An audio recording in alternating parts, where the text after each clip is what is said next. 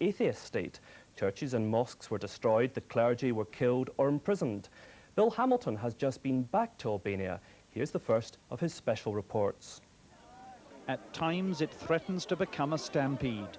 The only nation in the world to officially abolish God waits impatiently to salute the man seen as the greatest symbol of hope in the fight to restore religious freedoms. After half a century of enforced atheism, the arrival of the Pope signals at last the end of Albania's long years of spiritual barrenness. Inside Shkodra's 19th century cathedral, lovingly restored from its Stalinist term as a basketball court, Pope John Paul ordains 4 new bishops, whose faith had cost them a total of 44 years in jail. Among the congregation, Mother Teresa of Kolkata, making a special pilgrimage to her homeland, where Catholic churches had been ruthlessly destroyed and more than half the clergy either executed or tortured to death.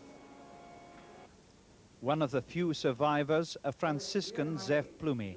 Today he's helping to train new candidates for the priesthood after surviving a 28-year cycle of sustained cruelty. Look how they've destroyed the most beautiful and famed church in all Albania. More than 100 other churches were also razed to the ground.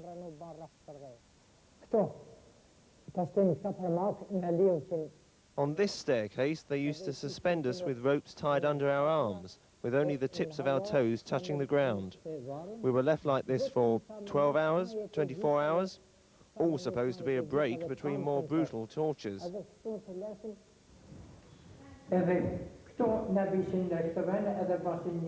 They drew a circle on this wall and a dot in the middle. You had to press your nose against it and remain motionless. You'd stay there day after day without food or drink until you dropped. For nearly half a century, people died in prison camps like these because they refused to give up their faith. Now, in the race for Albania's spiritual soul, evangelists from Britain are being invited inside to spread the gospel.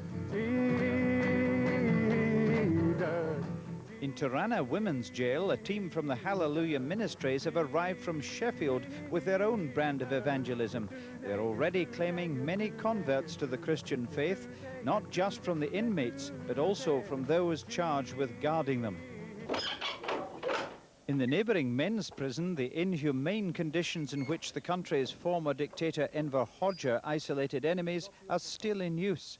Neither the visitors nor the message, though, are what the occupants have come to expect. Jesus, Pa, it's about Jesus. Risking everything, many refuse to compromise their faith. Merope Jika translated the entire Greek New Testament into the Albanian language during the years of darkness. Now, under the dome of the multi-million-pound museum built to immortalize the man who banished God, she's baptized just 3 years short of her 90th birthday.